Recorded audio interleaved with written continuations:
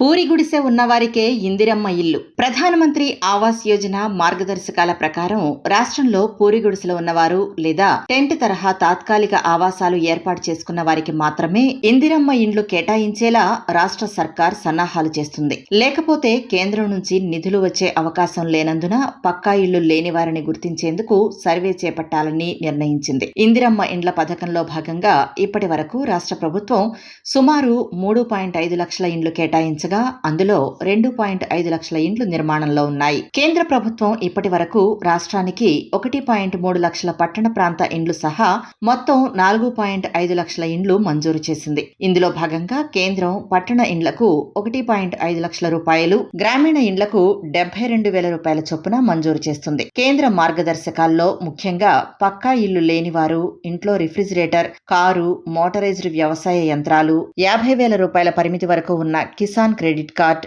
ఇంట్లో ఎవరైనా ప్రభుత్వ ఉద్యోగి లేక ఆదాయపు పన్ను చెల్లించేవారు ఉంటే PMAY పథకం కింద ఇల్లు పొందేందుకు అనర్హులు. ఈ క్రమంలో మంజూరైన ఇండ్లకు నిధులు సక్రమంగా విడుదల కావాలంటే PMAY మార్గదర్శకాలకు అనుగుణంగా నిర్మించి ఉండాలి. రాష్ట్ర ప్రభుత్వం కేంద్రానికి పంపిన లబ్ధిదారుల జాబితాలో చాలా వరకు పేర్లను కేంద్రం తొలగించడంతో రాష్ట్ర సర్కార్ పునరాలోచనలో పడింది. ఇందులో భాగంగా ఇప్పటికే ఇండ్ల నిర్మాణంలో ఉన్న లబ్ధిదారుల ఆర్థిక స్థితిగతులను తెలుసుకోవడంతో పాటు కొత్తగా లబ్ధిదారులను గుర్తించేందుకు సర్వే చేపట్టాలని నిర్ణయించారు. ఇందులో భాగంగా పూర్తిగా నిరుపేదలను మాత్రమే గుర్తించి ఇండ్లు మంజూరు చేయాలని ప్రభుత్వం గృహ నిర్మాణ శాఖను ఆదేశించింది.